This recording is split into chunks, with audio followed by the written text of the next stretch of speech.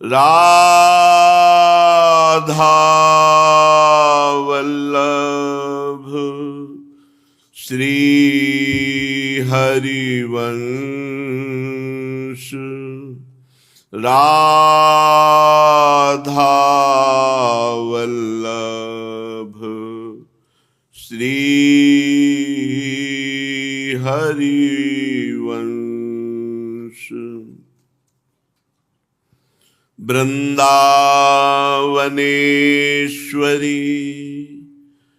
तवैव पदारविन्दम्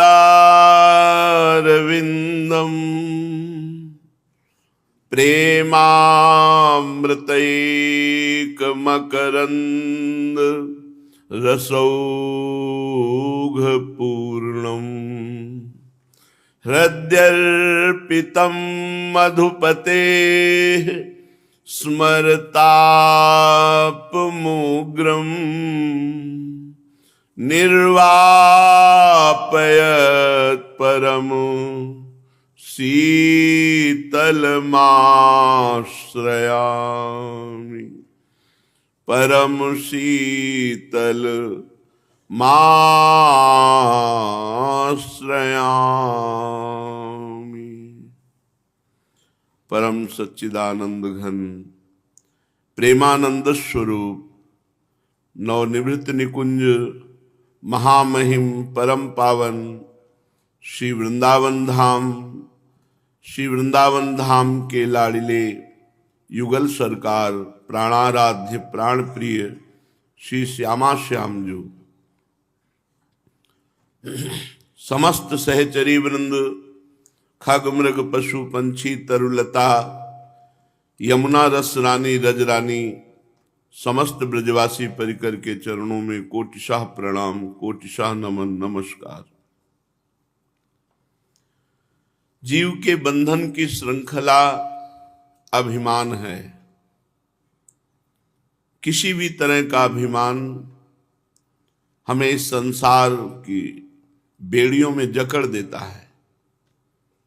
धनाभिमान, कुलाभिमान, विद्याभिमान, रूप अभिमान, यौवन का अभिमान, विशेष विशेष प्रकार के अभिमान जिसके हृदय में होते हैं तो वहां भक्ति महारानी प्रकाशित नहीं होती। भक्ति का प्रकाश दैन्य में है। दुर्गुणों का विकास अहंकार में है। जितना अहंकारी होगा उतने दुर्गुण दुराचार उसमें, जितना दैन्य होगा उतने सद्गुण सदाचार उसमें।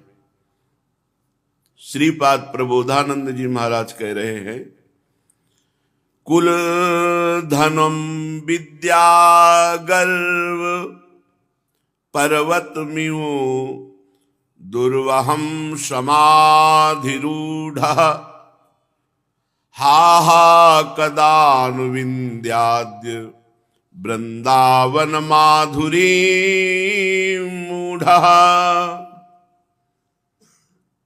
हाय हाय, ये मूर्ख लोग क्यों नहीं समझते हैं। व्यर्थ में एक कुल का अहंकार, धन का अहंकार, विद्या का अहंकार, रूप का अहंकार, ये बड़े बड़े पर्वत के समान अहंकार धारण किए हुए हैं। कैसे इनके हृदय में भक्ति प्रकाशित हो, कैसे इनके ऊपर वृंदावनेश्वरी की कृपा हो, कैसे महामाधुरी रस को प्राप्त करें। जब इनके अंदर अहंकार है तो कैसे। श्री भगवत ऋषिक जी महाराज अपनी वाणी में कहते हैं, विद्या रूप महत्व कुल धन यौवन अभिमान षटकंटक देखे जहां राहे न भक्त निदान। राहे न भक्त निदान स्वांग सम नगर नारी के विषयन हाथ बिकाए नहीं रिझवन भतारी के।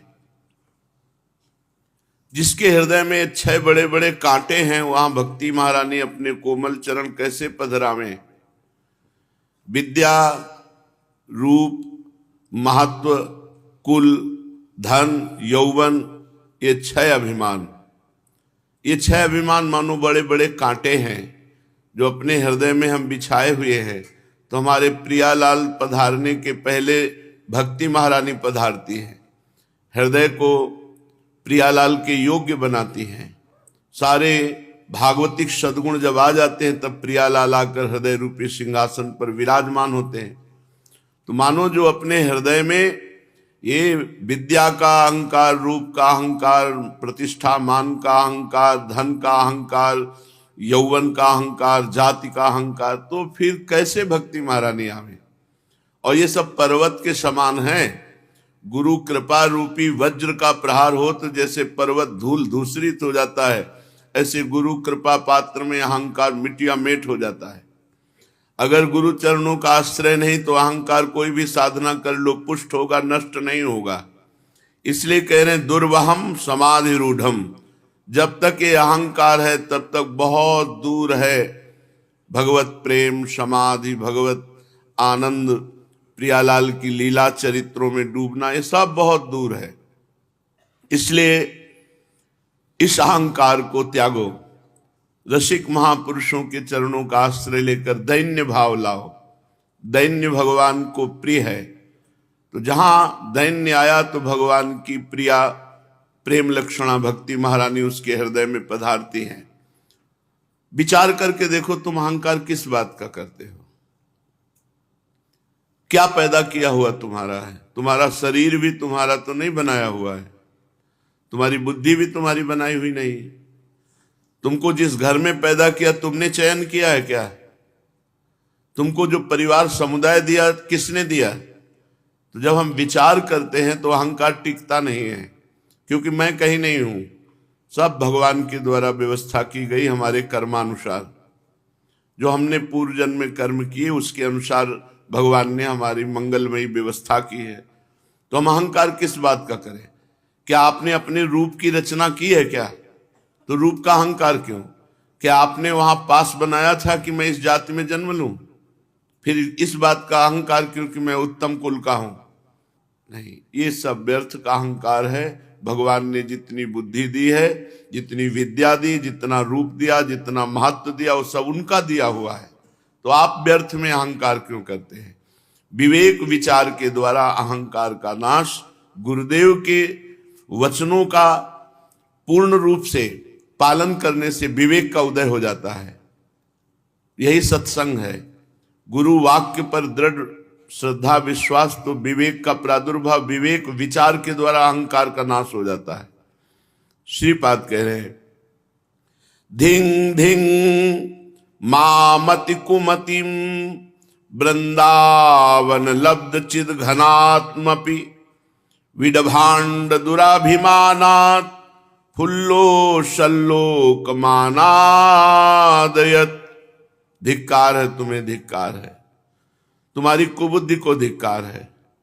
जो तुम चिदानंद भगवत भाव प्राप्त करने के लिए मानव देह प्राप्त किया और मानव देह में भगवत भाव ना प्राप्त करके विषयों की तरफ जा रहे हो, इस विष्ठा की थैली जिसमें भरी हुई है ऐसे शरीर में अहंकार कर रहे हो जो एक क्षण में नष्ट हो जाने वाले हैं, ऐसे शरीर संबंधियों के विषय में अहंकार कर रहे हो। जो धन तुम्हारे किसी काम नहीं आएगा, शरीर छूटते ही यहाँ का यहीं रह जाएगा, इसके लिए अहंकार कर रहे हो। जो विद्या तुम्हारे किसी काम नहीं आएगी, शरीर छूटने के बाद फिर का खागा पढ़ना पड़ेगा अगर मनुष्य बने, तो इस बात के लिए अहंकार कर रहे हो। तुम्हारी बुद्धि को धिक्कार है, कुबुद्धि है तुम्हारी। दैन्य हो जाओ, अहंकार का त्याग करो, भगवत शरणागति स्वीकार करो। वृंदारण्येन्दु माश्रय श्यामम, वृंदावन के चंद्रमा श्री श्यामा श्याम, इनका आश्रय ले लो। ये बनचंद है, वृंदावन के युगल चंद है श्री श्यामा श्याम। किम्रे भ्रमस दिगंतर महानिरंतर बहत सुधा सिंधुम राधा जीवित बंधुम वृंदारण्येन्द्रुमाश्रय श्यामम। क्यों तू देश विदेश में सुख के लिए भटक रहा है? अगर सुख चाहना है तो राधा नाम को रट करके देखो, लोक परलोक के सारे सुख प्राप्त हो जाएंगे। सबसे बड़ा सुख क्या है? संतोष। जब आवे संतोष धन सब धन धूर समान, जथा लाभ संतोष सदा काहू सो कछु न चाहोगो। ये स्थिति बहुत सुख प्रदान करने वाली है। कभी किसी के आगे हाथ नहीं फैलाना, भगवान ने जो हमें जितना दिया उसमें हम संतुष्ट हैं, ये बात नाम जपने से आएगी। जैसा दुख सुख परिस्थिति है उससे निकल पाना, ये नाम जप करने से आएगी। और जन्म मरण के चक्र का भेदन कर देने वाला शुद्ध ज्ञान ये नाम जप से मिलेगा। इसलिए किमरे भ्रम से दिगंतर महा, क्यों भटकता है, क्यों भागा घूम रहा है इस दिशा से उस दिशा कि हमारे कोई दुख दूर कर देगा, हमें कोई सुख मिल जाएगा। बैठकर नाम जप कर, जहां हो जैसे हो प्रभु के हो, नाम जप करो। नाम जप से सब ठीक हो जाएगा। थोड़ा लंबे समय तक 2-4 दिन जप करके फिर सोचो कि हमें कुछ लाभ मिला कि नहीं, तो लाभ तो मिला पर दिखाई नहीं देगा। जैसे कई दिन के भूखे हो 2-4 कवल खवाकर हटा दिया जाए तो आपको और जलन पैदा हो जाएगी कि भूखे थे अच्छा। तो ऐसे ही जब नाम शुरू करोगे तो आपके अंदर वासनात्मक विकारात्मक जो दोष भरे वो निकलेंगे। अब आपको डट के नाम जप करना है, पूरा का पूरा गंदा भाव नष्ट हो जाए, अनर्थ निवृत्ति हो जाए, फिर देखो आनंद आ जाएगा। राधा जीवित बंधुम, श्री लाडलीजू के जीवन स्वरूप श्री लालजू महाराज और लालजू के जीवन स्वरूप श्री लाडलीजू महाराज वृंदावन में साक्षात विराजमान हैं। इनका आश्रय लो और खूब भजन करो। पूज्यपाद श्री उड़िया बाबा जी महाराज ब्रह्मबोध संपन्न महापुरुष, जिनके एक एक शब्द परम सत्य है। 6 प्रकार की शुद्धि, मन की शुद्धि, मन को विषय भोगों के पदार्थों का चिंतन ना होने देना, भगवत चिंतन करना। एक ही बात से मन की शुद्धि हो जाएगी। पूज्य बाबा कह रहे हैं मन कैसे शुद्ध करें, तो मन की शुद्धि होगी भगवत चिंतन से। राधा राधा राधा, विषय चिंतन साइड में हो रहा है, आप उससे आकर्षित मत होइए, उससे जलिए मत, वो अपने आप डिलीट हो जाएगा, नष्ट हो जाएगा। राधा राधा राधा, सदैव भगवत चिंतन करने से, निरंतर भगवत चिंतन करने से मन पवित्र हो जाता है। दूसरा, वाणी पवित्र, सत्य बोलो, मधुर बोलो और हितकर भाषण बोलो। किसी को चुभने वाला, दुखद, कर्कश, अश्लील ऐसे भाषण मत बोलो, ऐसे शब्द मत बोलो। और वाणी से प्रभु की लीलाओं का गुणगान करो, नाम कीर्तन करो, इससे आपकी वाणी शुद्ध हो जाएगी। अन्न शुद्धि साधु के लिए आकाश वृत्ति से प्राप्त हुआ, अर्थात जो भगवान दे दे, या भिक्षाटन के द्वारा उदर पोषण, और गृहस्थ को धर्म पूर्वक अपने कर्तव्य का पालन करते हुए जो जीविका साधन से अर्थ मिलता है उसी से अपना गुजारा करे, तो उससे अन्न शुद्ध हो जाएगा। हस्त शुद्धि, दान न लेने से, दूसरों का परोपकार करने की भावना से, सेवा करने से, शुभ कर्म करने से, भागवतिक सेवा, संत सेवा, समाज सेवा, पशु पक्षी की सेवा, इससे आपका शरीर और हाथ ये पवित्र हो जाते हैं। कक्ष शुद्धि ब्रह्मचर्य की रक्षा से, जनेन्द्रीय की शुद्धि ब्रह्मचर्य की रक्षा से। जहां तक हो सके भगवान से प्रार्थना करो कि हमें ऐसी शुद्ध बुद्धि दे कि भोगों में सुख नहीं है, हम किसी भी प्रकार से अपने ब्रह्मचर्य का नाश ना होने दें। हम सावधानी पूर्वक प्रतिदिन, जैसे कंजूस आदमी धन की रक्षा करता है, ऐसे साधक अपने ब्रह्मचर्य की रक्षा करता है। ब्रह्मचर्य का नाश अध्यात्म से नीचे गिरा देता है। कोशिश करें, भगवान से प्रार्थना करें, क्योंकि बहुत बड़ा युद्ध छोटा मोटा युद्ध नहीं है। जो इस विषय को नहीं जानते हैं उनको लगता है कि खिलवाड़ है। सदैव ब्रह्मचर्य रहना बहुत बड़ी बात है। पवित्रता, मनोनिग्रह, इंद्रिय निग्रह, विषय चिंतन न होना, सदैव भगवत चिंतन होना, ये बहुत कठिन बातें हैं, बहुत कठिन बातें हैं। पर हर कठिनाई हम भगवान के बल से दूर कर सकते हैं। भगवत बल ही इसमें काम करेगा, इसमें शारीरिक बल या बौद्धिक बल काम नहीं करेगा। क्योंकि आपकी बुद्धि की क्या बात है, जो ज्ञानी जन है उनकी बुद्धि को भी बलात् जबरदस्ती विषय में गिरा दे, उसका नाम माया है। ज्ञानी नाम अपि चेतांश देवी भगवती ही सा बलादा कृष्ण मोहाय महामाया प्रेक्षति। भगवत बल से, प्रिया बल से निकला जा सकता है। मेरे बल से वृंदावन रानी, उन्हीं के बल से यह शुद्ध जीवन व्यतीत किया जा सकता है, नहीं तो बहुत कठिन है, बहुत कठिन है। हंसी मजाक नहीं है, ये खिलवाड़ नहीं है। तो कच्छ शुद्धि वीर रक्षा करना, अष्ट प्रकार के मैथुनों से दूर रहना, शुद्ध जीवन, पवित्र आहार, पवित्र विचार, तो आपका ब्रह्मचर्य ठीक रहेगा। क्रिया शुद्धि, शुद्ध निष्कपट भाव से भगवत सेवा के हेतु जो क्रिया की जाती है उससे क्रिया शुद्ध हो जाती है। जैसे किसानी है, व्यापार है, नौकरी है, जो भी है, आप अपने पद का दुरुपयोग न करें, आप कर्तव्य का पालन करें, अर्थ प्रधान बुद्धि न रखें, तो आपकी हर क्रिया पूजा मानी जाएगी। आप डॉक्टर हैं, मास्टर हैं, जो भी हैं, वकील हैं, जज हैं, जो भी हैं, आप अपने कर्तव्य का निष्ठा पूर्वक पालन करें। अर्थ प्रधानता की बुद्धि ना आने पावे, भय ना आने पावे, तो हमारा जो कर्तव्य है वो सब पूजा बन जाएगी। सच्ची मान लीजिए, नाम जप हो और अपने कर्तव्य का पालन हो, इसी से भगवत प्राप्ति हो जाएगी। या तो भगवान से प्रेम हो जाए या संसार से भय हो जाए, तो भगवान की शरणागति हो जाए।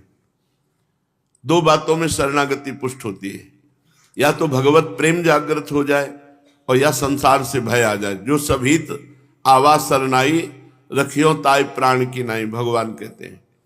प्रेम तो बड़ा कठिन, भयभीत होकर भगवान की शरण में जाना ये ज्यादा हम लोगों में पाया जाएगा, क्योंकि प्रभु से प्रेम कहा। तो भय, रोगों से बचने के लिए, दुख से बचने के लिए, जन्म मरण से बचने के लिए, नाना प्रकार की विपत्ति, संकट, कुचिंता, इन सब से बचने के लिए हम भगवान की शरण में हो, भगवान का नाम जप करें। तुम्हारा मन जब भगवान की ओर लग जाएगा तो विषयों की ओर से अपने आप हट जाएगा। तुम विषय हटाने की चिंता मत करो, भगवान में लगने की चिंता करो। जैसे अगला कदम सही जम गया तो पिछला उठाने में कोई दिक्कत नहीं होती, तो अगला कदम होना चाहिए भजन। हम भजन में मन लगाने की चेष्टा करें, पीछे से विषय चिंतन अपने आप छूट जाएगा।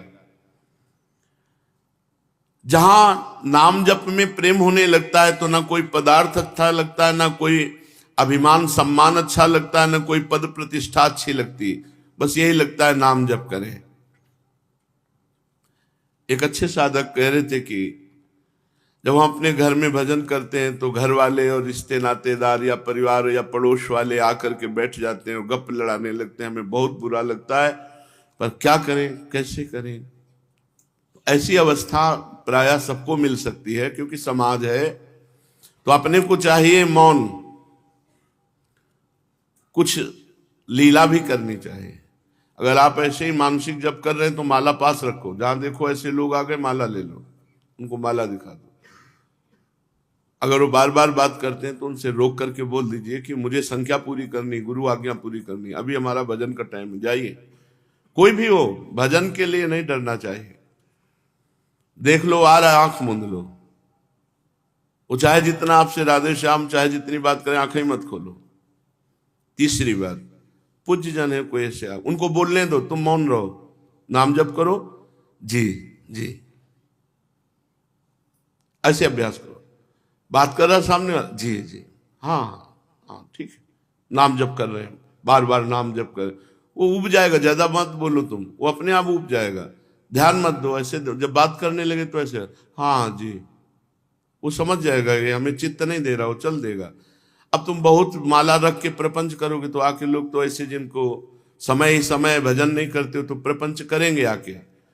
भजनानंदी को चतुर कहा गया है, रामई भजई ते चतुर नर। कैसे लोगों से बचना है, वो बात कर रहे हैं। जब हम देखते हैं कि जैसे चित्त नहीं दिया, कोई बात पूछ रहे हैं तो दोबारा उनकी पूछने की हिम्मत नहीं होगी, चित्त नहीं दिया। और जब भजन में भरी हुई आंखें जब किसी के ऊपर डालोगे तो उठ के चल देगा अपने आप, पक्का। नाम चल रहा है तुम्हारी दृष्टियों में, जो ऐसे तुमने किया तो अपने आप कहेगा अच्छा चल रहे हैं, क्योंकि एक पावर होता है भजन में। डरो मत, ये आया है अब इससे बात करेंगे हम तो हमारा भजन छूट जाएगा, नहीं, हमको और प्रसन्न होना, ये आया है भजन न छूटने पाए। बहुत सावधानी से नाम जब शुरू कर दिया, उसके आंख में आंख मत मिलाओ, आंख मत दो, बस एक दो शब्द जी हाँ, वो अपने आप उठ के चल जाएगा। बहुत प्रपंची लोग हैं, घंटों बैठ करके समय बर्बाद कर देते हैं, अपना भी और साधक का भी।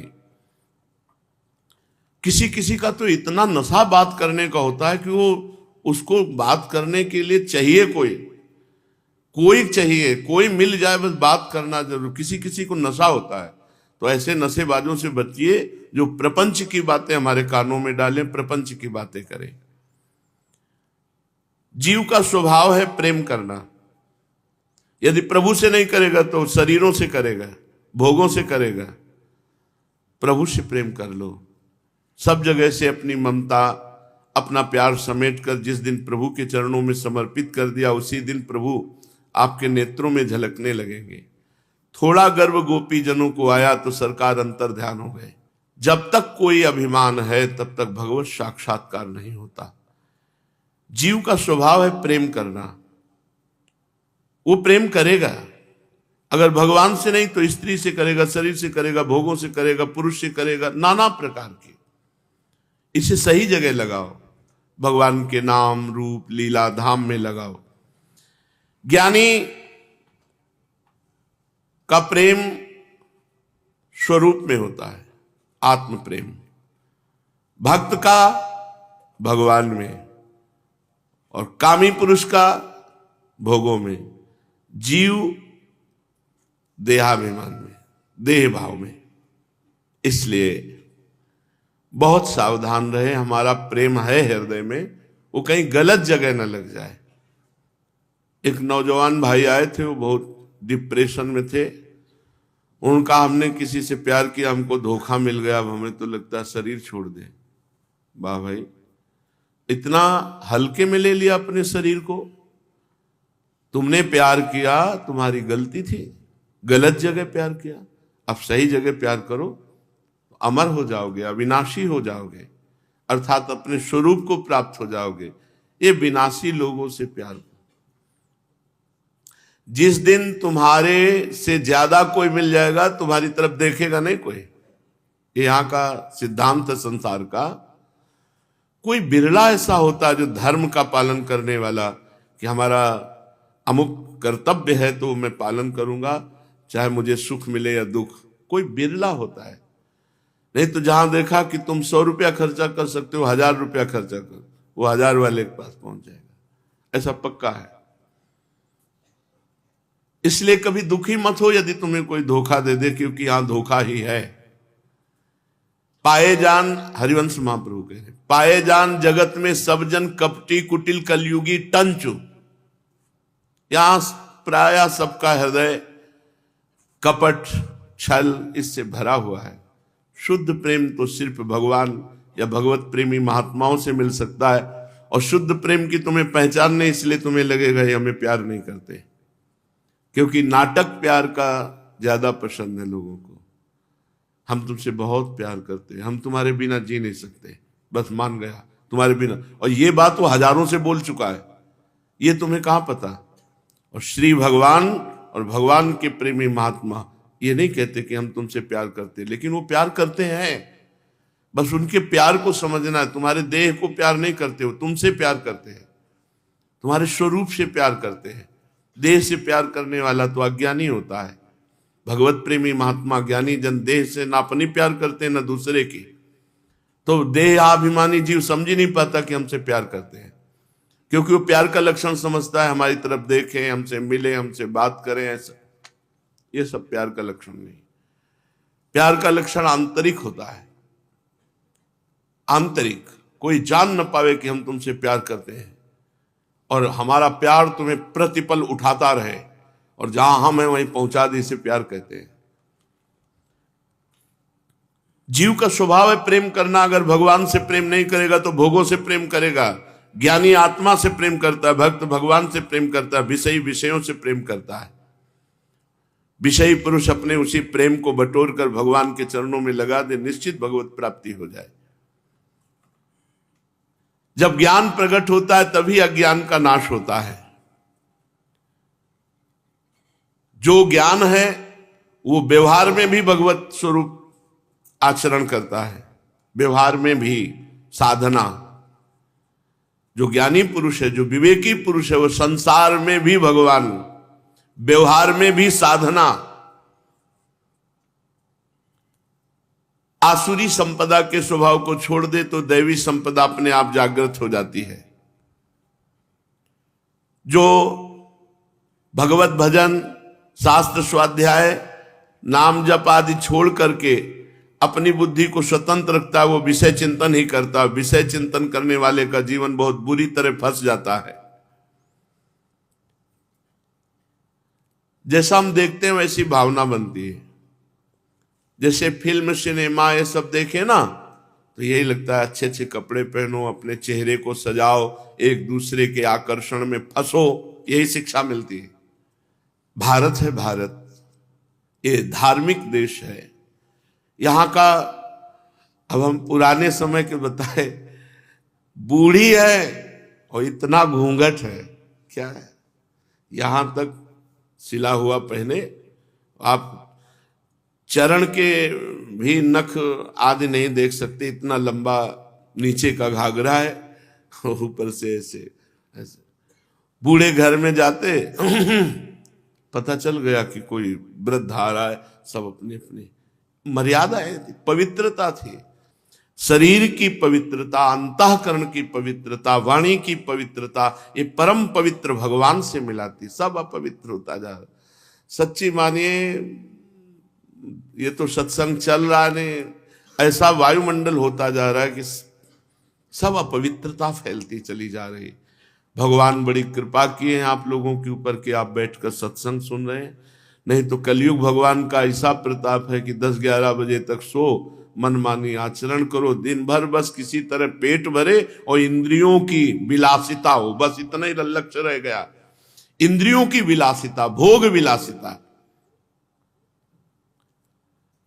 जब महाराज ययाति ने देवयानी का हाथ ऐसे पकड़कर कुएं से निकाला, तब उन्होंने कहा बस आप हमारे पति हो गए। तो उनका, आप भगवान शुक्राचार्य की पुत्री हैं, हम आपको ऐसा बोलने से भी मना करते हैं क्योंकि आप हमारी पूज्य। उन्होंने कहा नहीं, आर्य धर्म में एक बार जिसने हाथ पकड़ लिया, अब ये हाथ किसी दूसरे को नहीं हो सकता। सच्ची मानिए, बहुत कलयुग का ऐसा कुप्रभाव पड़ता जा रहा है कि नींव खराब होती चली जा रही। जो महापुरुषों के वचन है, ये सुन रहे और धारण करने की क्षमता, ये सब कलयुग के कुप्रभाव से नष्ट होती चली जा रही है। जो शुभ कर्म छोड़कर विषय चिंतन करेगा, उसकी बुद्धि नष्ट हो जाएगी, मतलब ठीक निर्णय करने वाली नहीं बनेगी।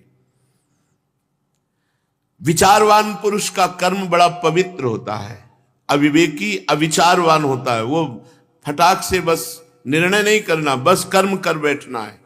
विचार करो, ये जो हम कर्म करने जा रहे हैं इसका परिणाम क्या होगा। विचार करो, ये जो कर्म करने जा रहे हैं ये शास्त्र सम्मत, संत सम्मत है कि नहीं। जो भगवान का दर्शन करना चाहता है, भवबंधन से छूटना चाहता है, उसके आचरण बहुत पवित्र होते हैं, पवित्र आचरण। जो पवित्र आचरण नहीं, भ्रष्ट आचरण है, वो केवल बातें।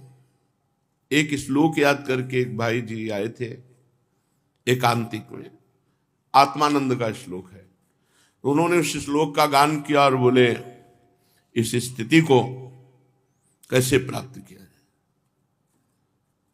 उनका भाई बहुत ऊंची स्थिति का श्लोक याद करके आए हो पूछने, तुमका इंद्रिय निग्रह नहीं है, मनोनिग्रह नहीं है, अंतःकरण शुद्ध नहीं है, तो ये जीवन मुक्त अवस्था का श्लोक याद करके आए हो। अरे पहले राम राम जपो, ठीक से अपनी आदतें सुधारो, साधारण पहले साधना का ककारा सीखो, तब पीएचडी की बात करो। जो भगवान का दर्शन करना चाहता है, जो भगवत प्राप्ति करना चाहता है, संसार बंधन से मुक्त होना चाहता है, उसके आचरण पवित्र होते हैं। आचरणों को बहुत बिगाड़ दिया गया है। जो सदैव भोगों में मन लगाए वो भगवत प्राप्ति करेगा। थोड़ा सा भी शब्द स्पर्श रूप रस गंध में अनुराग है तो भगवान की उपासना में उसका राग नहीं होगा। इसलिए सबसे पहले उपासक को नाम जपने में लगना चाहिए। भगवान क्या है, ब्रह्म क्या है, संसार छोड़ो सब बात, पहले चलो राधा राधा राधा राधा राधा राधा। बंगाल में कहावत है, जेमिन मन तेमिन भगवान। तुम्हारा जैसा मन है वैसे तुम्हें भगवान का अनुभव। पहले इसको शुद्ध करो, नाम के द्वारा, अधिक नाम जप के द्वारा इस मन को पवित्र कर लो। श्रद्धा, भक्ति, नम्रता, उत्साह, धैर्य, मिताहार, आचरण पवित्र, शरीर वस्त्र, गृह जहां रह रहे हो वो पवित्र, सच्चिंतन, संयम, कुचिंता का त्याग, कुसंग का त्याग, ये महापुरुष के लक्षण होते हैं। ये महापुरुष बना देंगे आपको।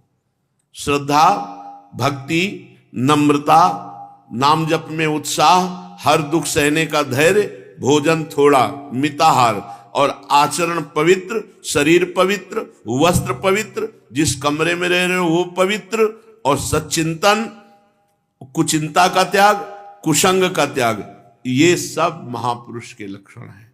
ये महापुरुष बना देंगे। अनावश्यक कर्म मत करो, अनावश्यक वाणी मत बोलो, अनावश्यक देखो मत। तुम में शक्ति है, नेत्रों को रोको। बार बार देखने से आपकी चंचलता में शक्ति नष्ट होती। वाणी को रोको, व्यर्थ का भाषण करने से वाणी शक्ति नष्ट होती। शरीर को व्यर्थ की चेष्टा, व्यर्थ के कर्मों से मना करो, रोको इसको, पवित्र आचरण करो, शास्त्र सम्मत आचरण करो।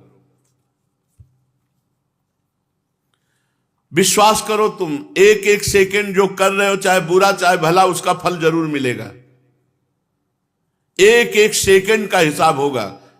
ऐसा नहीं है कि आपको कोई देख नहीं रहा, चाहे बुरा कर रहे हो चाहे भला कर रहे हो, परमात्मा देख रहा है। कोई ऐसी जगह नहीं जहां उसकी दृष्टि ना हो। जब तुम पैदा हुए थे तो पैदा होते ही रोए थे। अब तुम ऐसा काम करके जाओ कि हंसते हुए यहां से जाओ। वो है भगवत प्राप्ति। मेरो मन आनंद, कब मरी हो कब भेटी हो पूरन परमानंद। मरने से सब जग डरा, मेरो मन आनंद। पूज्य बाबा कह रहे जब आए थे तो रोए थे, अब ऐसा कार्य कर लो कि जब जाओ तो हंसते हुए जाओ, मुस्कुराते हुए भगवान के धाम। यदि कोई पुरुष जब समय मिले तो अपना नशा बना ले कि मुझे महात्मा के पास बैठना है, संत के पास, संत दर्शन के पास जाना है, तो आप ये समझो कि वो कुछ साधन ना करे तो भी वो भगवत प्राप्ति के समीप पहुंच जाएगा। जब समय मिले तब संत संग, जब समय मिले तब संत संग। संत संग उसको उठा देगा, अध्यात्म की भूमिका में ले आएगा। पर एक और बात है, कल एक गिरिराज जी के पार्षद आए थे, उन्होंने कहा बाबा पता नहीं क्या बात है, जब सोचते हैं कि बाबा के पास चलना सोई खतरा उत्पन्न हो जाता है। आज भी हम आए तो हमारी पसली में चोट लग गई। जब हम सोचते हैं बाबा के पास जाए तो हम कहा इसका मतलब क्या निकाला आपने? बोले कोई हमारे कर्म ही है। हम कहा भगवत पार्षद हो, निगेटिव भाव नहीं निकालना। कोई बहुत बड़ा प्रारब्ध क्षय होने के लिए जे भी आप संत दरस को चालिए, तज माया अभिमान, ज्यों ज्यों पग आगे बढ़े कोटिन यज्ञ समान। जो भी आपने निश्चय किया कि किसी संत के दर्शन करने तो आपका बुरा प्रारब्ध नष्ट होगा। वो कैसे नष्ट होगा? मान लो हाथ टूटना है तो चोट लग गई, आपको कोई बड़ी घटना होनी, छोटी घटना में निपट गई। आपकी बड़ी हानि होनी, कोई छोटी हानि हो गई, तो आपको लगा कि मैं भगवत मार्ग में कदम रखा तो मुझे कष्ट हो गया।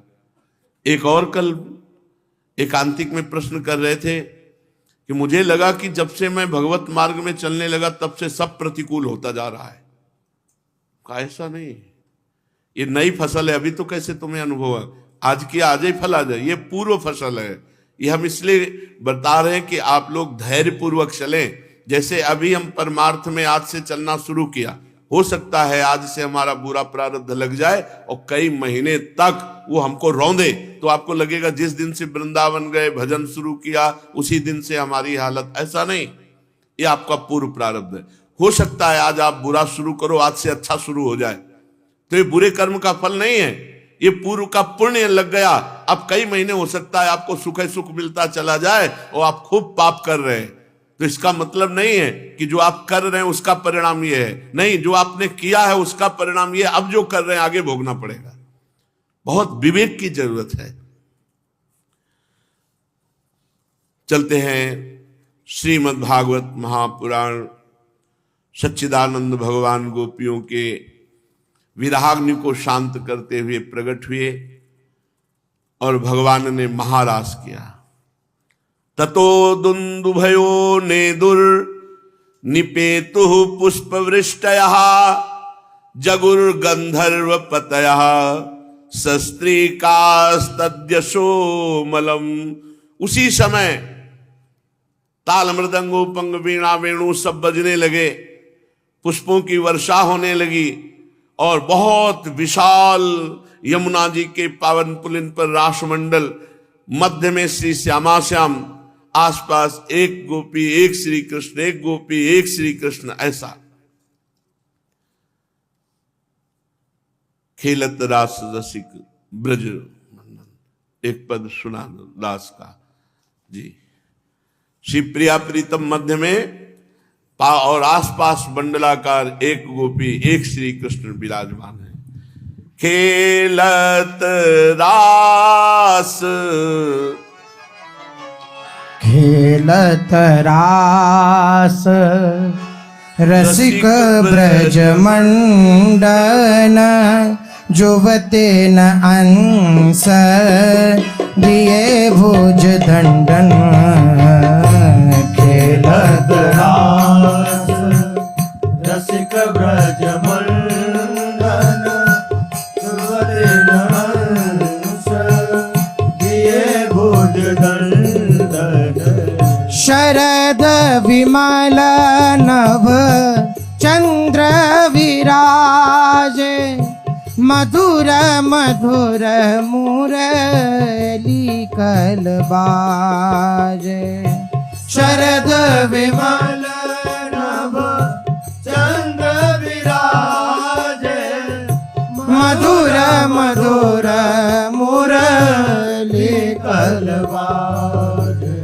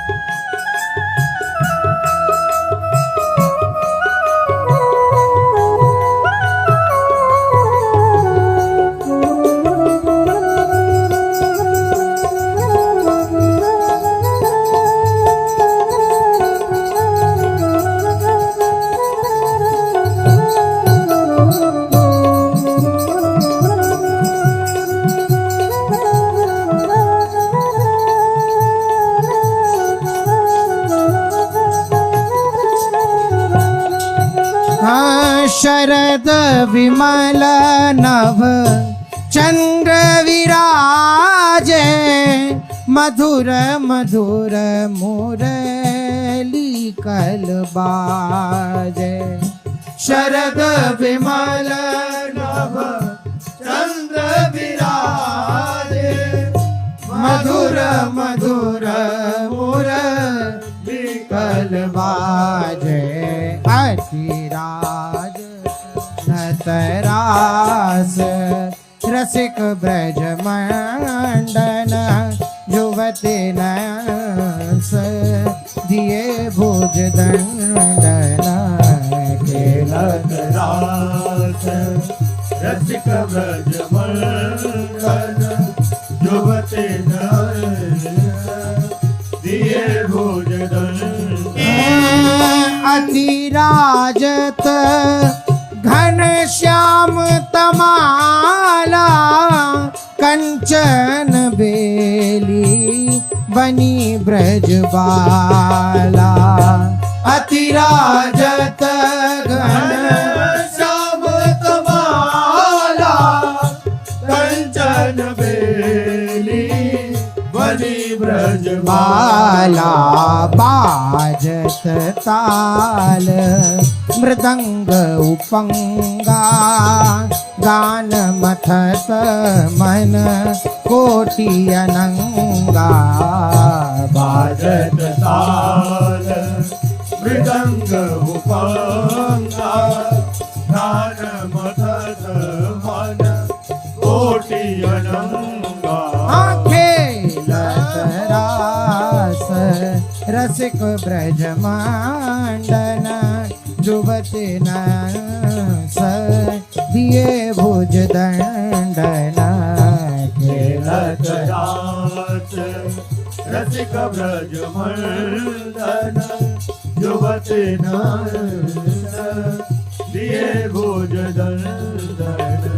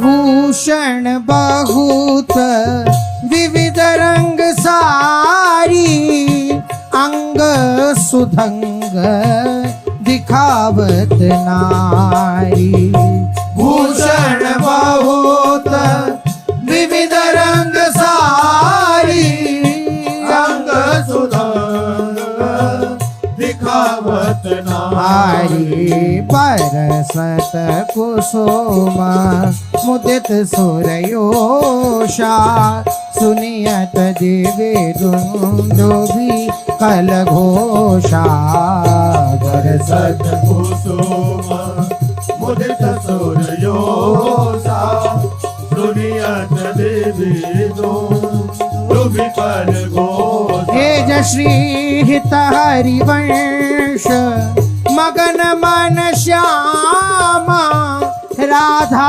रवण सकल सुख धामा जय श्री हित हरिवंश मगन मन श्यामा राधा रवण सकल सुख धामा खेलत रास रसिक ब्रजमांडन युवति नयन दिए भुज दंडन खेलत रास रसिक ब्रजमंडन युवति नयन दिए भुज दंडन वलयानां नु पुराणां किंकिणीनां च योषितां सप्रियाणामभूत् शब्दस्तुमुलो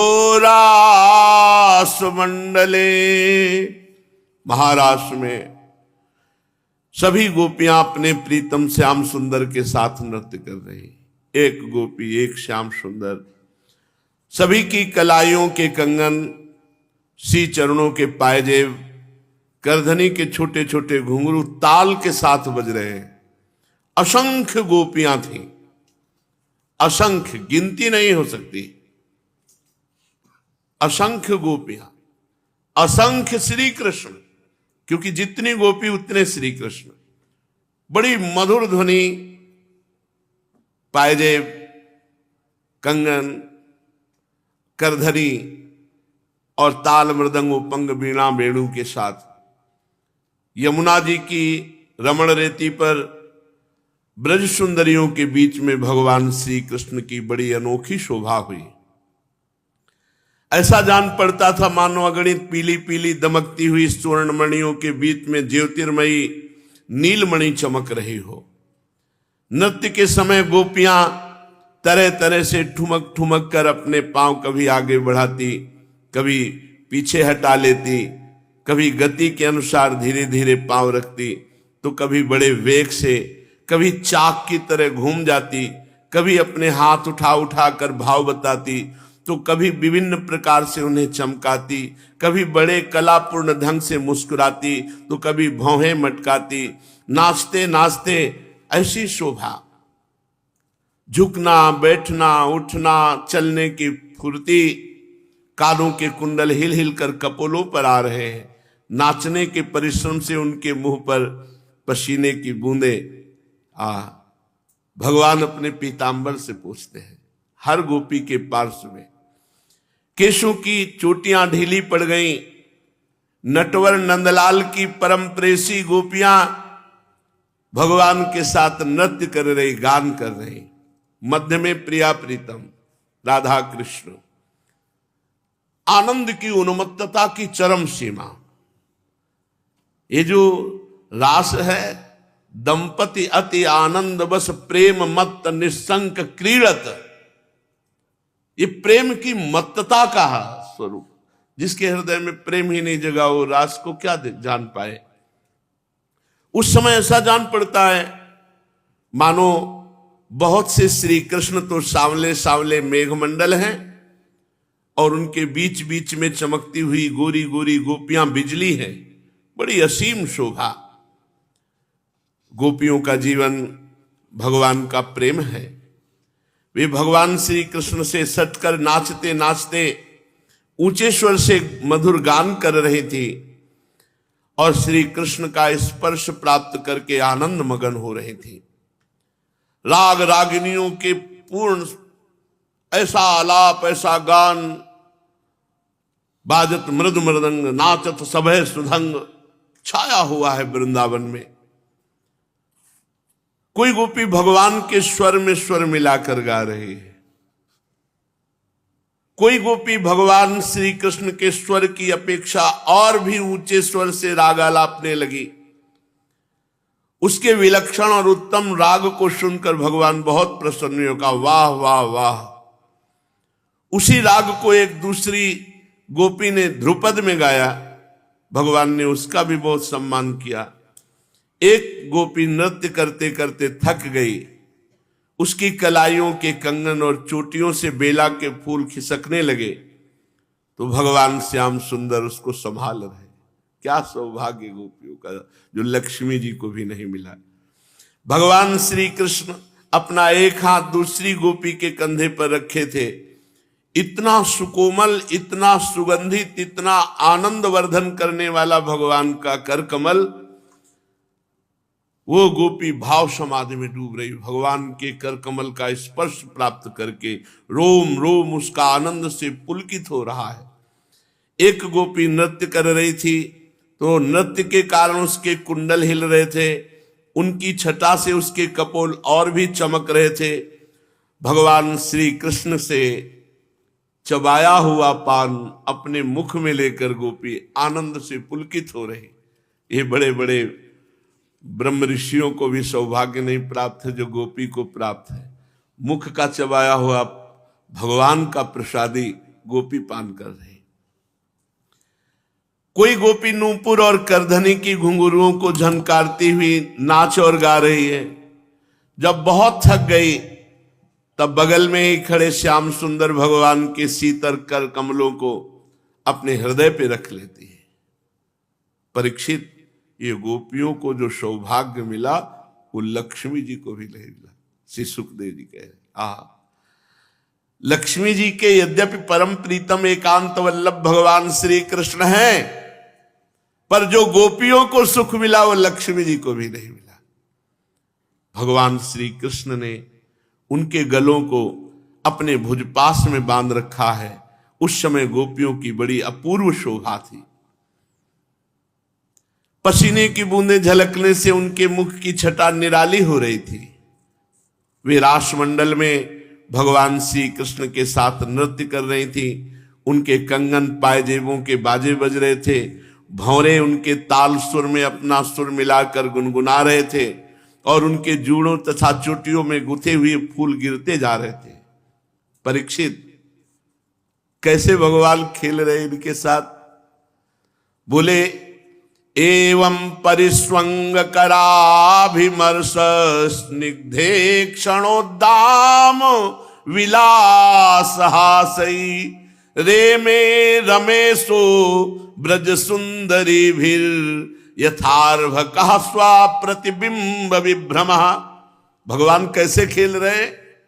जैसे छोटा सा बच्चा निर्विकार भाव से अपने प्रतिबिंब के साथ खेलता है, वैसे ही रमा रमण भगवान श्री कृष्ण कभी उनको अपने हृदय से लगा रहे, कभी उनका अंग स्पर्श कर रहे, कभी प्रेम भरी तिरछी चितवन से उनकी ओर देखते हैं, कभी लीला से उन्मत्त हंसी हंसने लगते हैं। इस प्रकार भगवान ब्रज सुंदरियों के साथ महारास किया। भगवान के अंगों का संस्पर्श प्राप्त करके गोपी सब प्रेम और आनंद में विकल है। भगवान श्री कृष्ण की महारास क्रीड़ा देखकर स्वर्ग की देवांगनाएं मोहित हो गई। तारों तथा ग्रहों के साथ चंद्रमा चकित विस्मित हो गया। देखत मधुकर केली मोहे खग मृग बेली मोहे मृग धेनु सहित सुर सुंदरी प्रेम मगन पट छूटे उडवन चकित थकित शशिमंडल कोटि मदन मन लूटे अधर पान परिरंभन अतिरस आनंद मगन सहेली जैसी हित हरिवंश रसिक सचु पावत देखत मधुकर केली।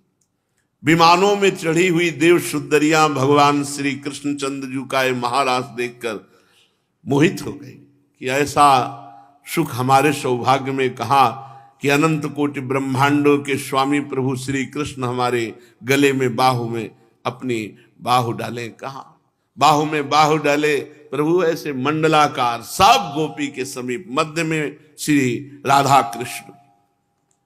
परीक्षित, देवांगनाएं कामना से मोहित हो गए।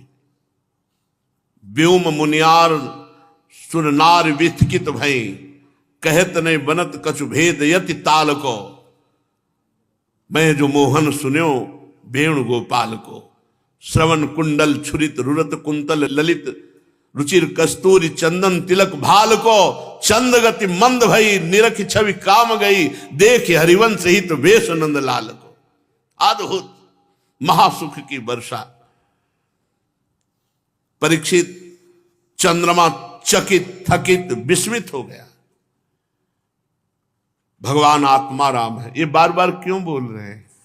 क्योंकि किसी को ये ना आए।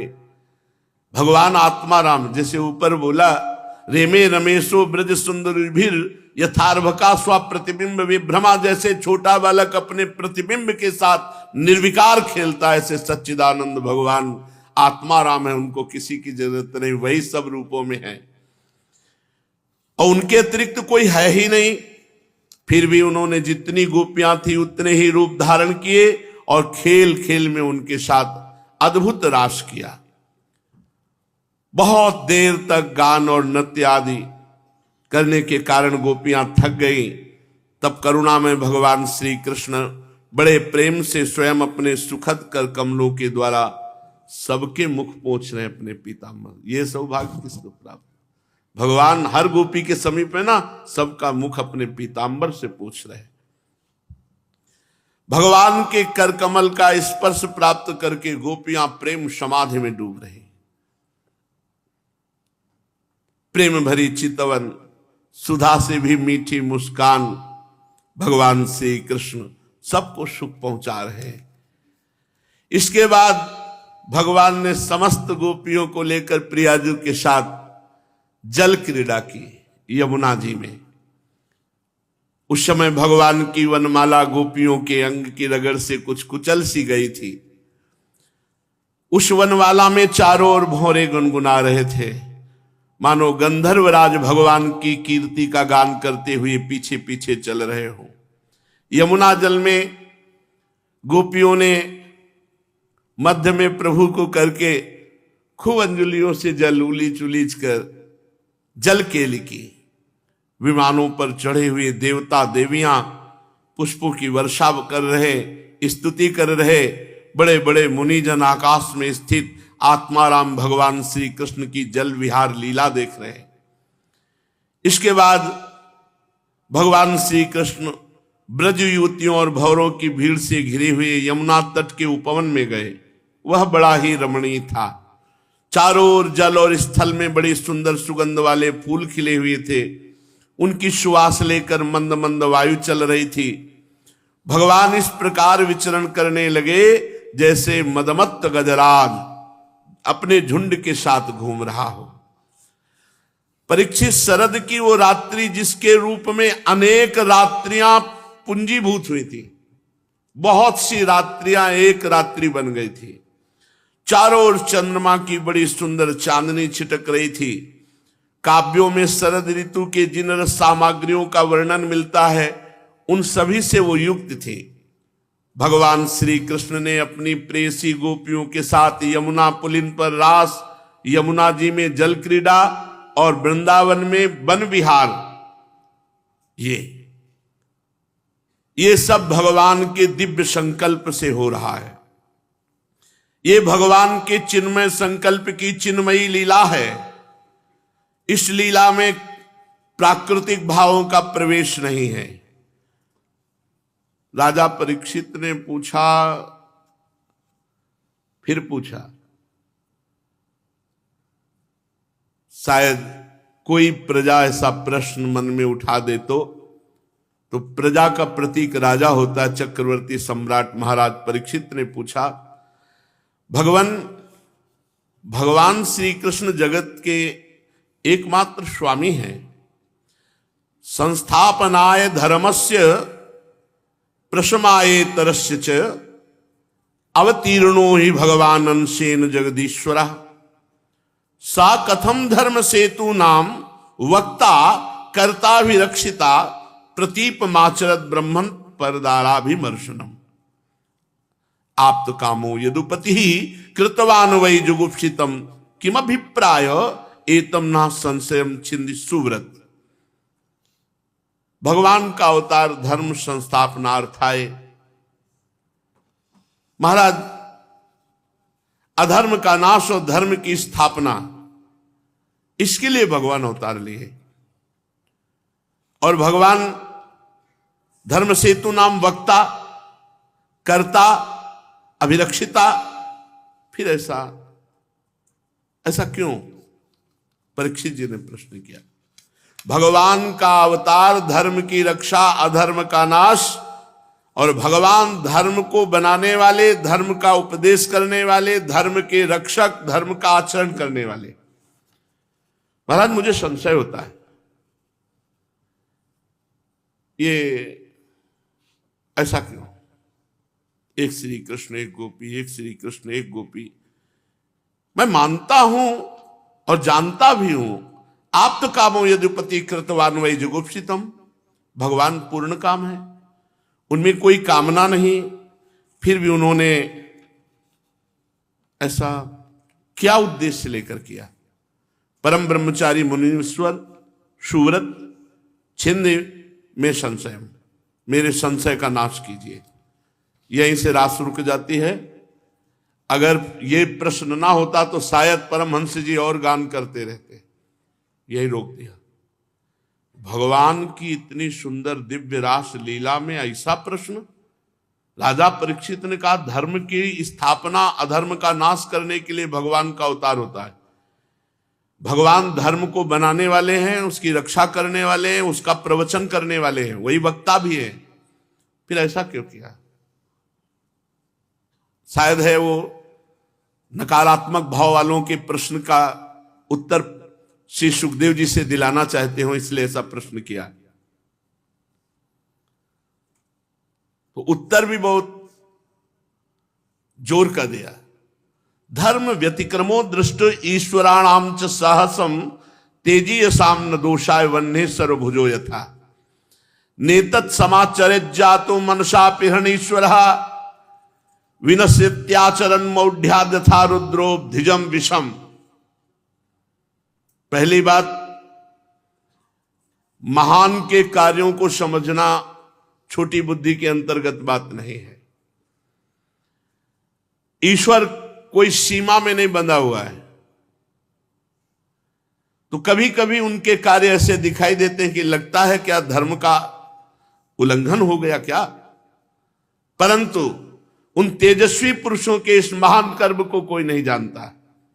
देखो, अग्नि में चंदन डालो चाहे विष्ठा डालो, सबको भस्म करके अपना स्वरूप दे देगी। उन पदार्थों से अग्नि को कोई फर्क नहीं पड़ता, चाहे विष्ठा डालो चाहे चंदन डालो, एक ही, चाहे लोहा डालो, सबको अपना रूप दे देगी। जिन लोगों की सामर्थ्य नहीं है वो मन से भी ऐसी बात कभी न सोचे, शरीर से करने की बात दूर रही, मूर्खतावश कोई ऐसा काम कर ले तो उसका सर्वनाश हो जाएगा। जैसे भगवान शंकर ने हलाहल विष पिया, कोई पी के देखे भस्म हो जाएगा। इसलिए जो भगवान हैं, शंकर हैं, महापुरुष हैं, इनके वचनों के अनुसार चलो, उनके आचरणों उतारने की तुम्हारी सामर्थ्य नहीं। भगवान रास किए तो गिरिराज जी भी उठाए। 100 ग्राम का बांट 7 दिन अंगुली ऐसे करके रखो, 100 ग्राम का बांट, 7 दिन 7 रात। इसलिए ये हुआ व्यवहारिक उत्तर। बुद्धिमान पुरुष को चाहिए कि महापुरुषों के उपदेश से जो आचरण मिलता हो वही आचरण स्वीकार करे, सब आचरण नहीं। परीक्षित सामर्थ्यवान महापुरुष अहंकारहीन होते हैं, शुभ कर्म करने में उनका कोई मंगल नहीं, और अशुभ कर्म हो जाने पे उनका कोई नुकसान नहीं, अमंगल नहीं, क्योंकि वो अहंकार रहित होते। इसलिए विषयान ग्रहणंत मुंचंत हुआ, वो स्वार्थ और अनर्थ से ऊपर होते। जब उन्हीं के संबंध की ऐसी बात है तो भगवान श्री कृष्ण तो पशु पक्षी मनुष्य देवता आदि समस्त चराचर जीवों के एकमात्र प्रभु सर्वेश्वर हैं। उनके साथ मानवीय शुभ और अशुभ का संबंध कैसे जोड़ा जा सकता है? यहां तक हुआ व्यवहारिक उत्तर। अब कह रहे हैं यत पाद पंकज पराग निषेव तृप्ता योग प्रभाव विधुताखिल कर्म बंधा स्वैरम चरन्ति मुनयोपि नैहमानास् तस्येच्छया वपुषः कुतैव बंधा गोपीनां तत्पतीनां च सर्वेषामेव देहिनां योऽन्तश्चरति सोऽध्यक्षः क्रीडने नेह देह भाग अनुग्रहाय भूतानां मानुषं देहमास्थिता भजते तादृशी क्रीडा या श्रुत्वा तत्परो भवेत्। परीक्षित, तुम भगवान के विषय में प्रश्न करते हो। यत पाद पंकज पराग निषेव तृप्ता योग प्रभाव विदुता अखिल कर्म बंधा। जिनके श्री चरण कमलों की रज का सेवन करने से भक्त जन तृप्त हो जाते हैं, सारे कर्म बंधन छिन्न भिन्न हो जाते हैं। जिनके साथ योग प्राप्त करके उसके प्रभाव से योगी जन आवागमन से मुक्त हो जाते हैं। विचारशील ज्ञानी जन जिनकी चरण रज का सेवन करके तत्व स्वरूप हो जाते हैं, समस्त कर्म बंधनों से मुक्त होकर स्वच्छंद विचरते हैं, वही भगवान अपने भक्तों की इच्छा पूर्ण करने के लिए चिन्मय विग्रह धारण किए हैं। उनमें परिस्पर्श की कल्पना कैसे हो सकती है? भक्त भाव करता है तो भगवान उनके पुत्र बन जाते हैं, भक्त भाव करता है भगवान उनके मित्र बन जाते हैं, और ये भक्त भाव किए कि भगवान हमारे कांत हैं, तो सब गोपी रूप में आए, तो भगवान ने इन्हें कांत सुख प्रदान किया। भगवान अपने भक्तों को सुख प्रदान कर रहे हैं। यहां कोई स्त्री पुरुष नहीं, चिन्मयानंद भगवान सच्चिदानंद भगवान श्री कृष्ण और उनके भाव में डूबे हुए महान भक्त जो गोपी बने हुए हैं। अरे परीक्षित, गोपियों के, उनके पतियों के, संपूर्ण शरीरधारियों के जो अंतःकरण में आत्मा रूप से विराजमान, वही परमात्मा खेल रहे हैं। जो सबके साक्षी और परम पति हैं, वही तो अपना दिव्य चिन्मय श्री विग्रह प्रकट करके लीला कर रहे हैं। भगवान जीवों पर कृपा करने के लिए ही अपने को मनुष्य रूप में प्रकट करते हैं और ऐसी लीलाएं करते हैं जो लीलाओं को गाए और सुने तो भगवत प्राप्त हो जाए, भगवत परायण हो जाए। परीक्षित, ब्रजवासी गोपों ने भगवान श्री कृष्ण में तनिक भी दोष बुद्धि नहीं की। उनकी पत्नियां उनके पास हैं, ऐसा उनको अनुभव हुआ। ये पत्नियां नहीं, ये सब भाव है, भाव। गोपी भाव के साथ भगवान खेल रहे हैं। गोपी शरीर तो अपने अपने पतियों के पास है, कहां समझ में आएगा। भगवान कह रहे हैं मैं अपने प्रेमी जनों के साथ खेल रहा हूं, और जो गोपियां वो सब अपने अपने घरों में है। श्री सुखदेव जी महाराज कह रहे उनकी पत्नियां उनके पास हैं, वो ऐसा अनुभव कर रहे हैं। तो गया कौन? गोपी भाव। जैसे ये शरीर हैं, सब यहीं रह जाएंगे, सहचरी भाव श्री जी के पास जाएगा। सहचरी भाव को लेकर के आत्म तत्व जाएगा तो चिदानंद सहचरी रूप को प्राप्त होगा। चिदानंद गोपियों के साथ भगवान का रास हो रहा है और शरीरधारी गोपियां अपने अपने पतियों के पास है। ब्रह्मा की रात्रि के बराबर वो रात्रि व्यतीत हुई जिसमें महारास हुआ। सब ये देख रहे, मन्य माना सुपार्श्वस्थान स्वान स्वान दारान ब्रजौकसा। सब ब्रजवासी देख रहे हैं, हमारी पुत्री हमारी पत्नियां ये सब पार्श्व में विराजमान, सबके शरीर वहीं पड़े और सब दिव्य भाव दे से भगवान की। ये दिव्य भाव दे में सब विकारात्मक बातें नहीं है। ब्रह्मा की रात्रि के बराबर वो रात्रि बीत गई। ब्रह्म मुहूर्त आया, यद्यप किसी भी गोपी के लौटने की इच्छा नहीं, फिर भी भगवान श्री कृष्ण की आज्ञा से सब लौटी।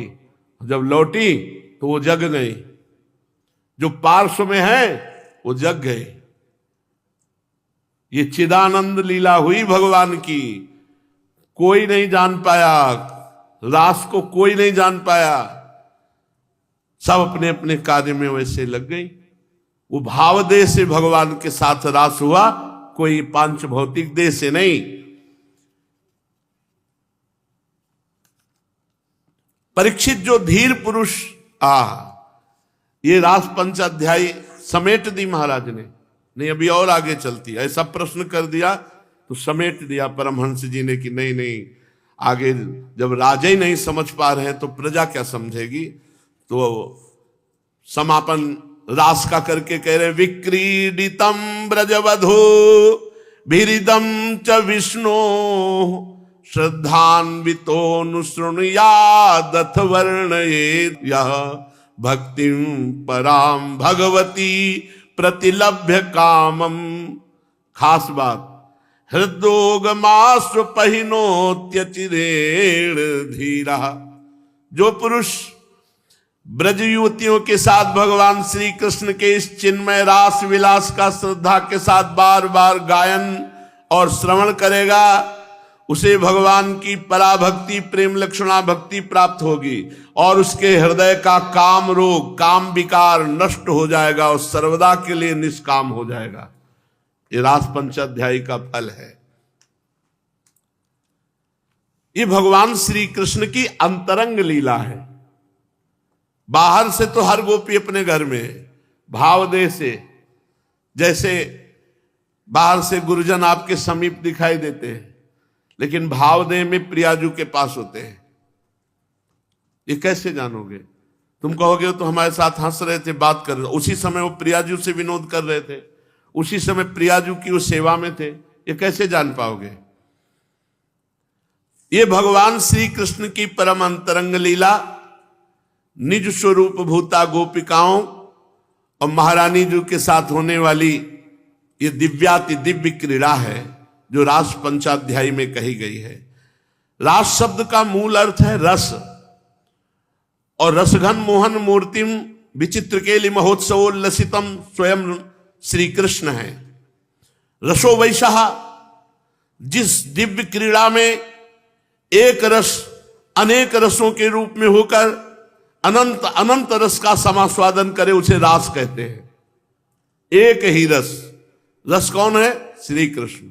वही किशोरी जो बने हैं, वही गोपी बने हैं, वही वृंदावन की शोभा बने, सब कुछ वही बने हैं। एक जहां अनेक रूपों में अनंत रस का रसास्वादन करे उसे रास कहते हैं। समझो, रस किसे कहते हैं? भगवान श्री कृष्ण को। रास का अर्थ क्या है? रस। रस किसे कहते हैं? भगवान श्री कृष्ण को। तो महारास वही एक रस अनंत रूपों में अपने आप को प्रकट करके अपने आप से अपने आप में खेले उसे रास कहते हैं। भगवान की लीला को तुम उपहास करोगे तो नरक जाओगे। चिदानंद चिन्मय अंतरंग लीला निज स्वरूप भूता गोपिकाओं के साथ और प्रियाजू के साथ होने वाली दिव्याति दिव्य क्रीड़ा को रास कहा गया है। भगवान की ये दिव्य लीला भगवान के दिव्य धाम में दिव्य रूप से हुआ करती है। ये भगवान की विशेष कृपा से प्रेमी साधकों के कभी कभी हृदय में स्फुरित होती है, प्रेमी साधकों के। और जो अधिकारी पुरुष हैं वो इस रास में प्रवेश पाते हैं। सोचो, थोड़ा विचार करके सोचो, महायोगेश्वर भगवान शिव जहां गोपी बनकर रास में प्रवेश पाने के लिए ललचाए और रास प्रवेश किया, वो रास क्या होगा? सोचो, वो रास क्या होगा जहां गोपीश्वर भगवान बने, गोपियों के ईश्वर बने, स्वयं गोपी बने, मांग भरी, जहां मुंडों की माला, सर्पों की माला, जटाजूट, भस्मभूत, वो भगवान सुंदर यमुना जी में स्नान करके जटाओं की बेड़ी बनाकर बीच में मांग भर के और चुनरी और घाघरा धारण करके जिस रास में प्रवेश हुए, रास क्या होगा जहां त्रिपुर सुंदरी भगवती वामांग में विराजमान है। वो शिव जो सनकादि को उपदेश देते रहते हैं, वो शिव जिस रस के लिए गोपी बने, वो रास रस कैसा होगा? समय के साथ मानव मस्तिष्क भी पलटता रहता है। आज के समाज को अंतर्दृष्टि तो प्राप्त है नहीं, बहिर्दृष्टि प्राप्त है।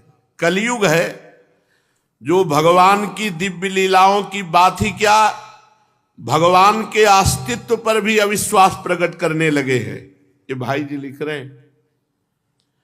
ऐसी स्थिति में इस दिव्य रास लीला का रहस्य न समझकर लोग तरह तरह की आशंका प्रकट करें, इसमें कोई आश्चर्य की बात नहीं। यह रासलीला अंतर्दृष्टि से, भगवत कृपा से और भावदेह प्राप्त होने के बाद समझ में आती है। भावदेह, भगवत कृपा से, अंतर्दृष्टि। जिन भाग्यवान और भगवत कृपा प्राप्त महात्माओं ने इसका अनुभव किया वे धन्य हैं। उनकी चरण धूलि के प्रताप से त्रिलोकी धन्य है। ये बात पहले ही समझ लेनी चाहिए कि भगवान श्री कृष्ण का जो शरीर है वो जीव की भांति कर्म बंधन युक्त पांच भौतिक जड़ नहीं है। जड़ की सत्ता केवल जीव भाव में है। भगवान की जो श्रीअंग की रचना है वो आत्मस्वरूप है, चिदानंदमयी है। अब चिदानंद का परिचय नहीं, चिदानंद का परिचय ऐसे जैसे हमारी आत्मा अलग है, ये शरीर अलग है। मतलब जो मैं है वो अलग है, शरीर अलग है। भगवान आत्मस्वरूप है। भगवान का नाखून भी आत्मा है, भगवान का केश भी आत्मा है, भगवान की दृष्टि भी आत्मा है। आत्मस्वरूप। यहां देह देही या शरीर और आत्मा का भेद नहीं है। यह प्रकृति राज्य में होता है, भगवत राज्य में नहीं। वृंदावन का वृक्ष, वृंदावन की भूमि सब चिन्मय चिदानंदमय, प्रकृति नहीं है, सब कुछ चिन्मय। वहां चिद विलास हो रहा है। भगवान की लीला की सिद्धि के लिए सब कुछ आत्मस्वरूप प्रकट हुआ है। आत्मस्वरूप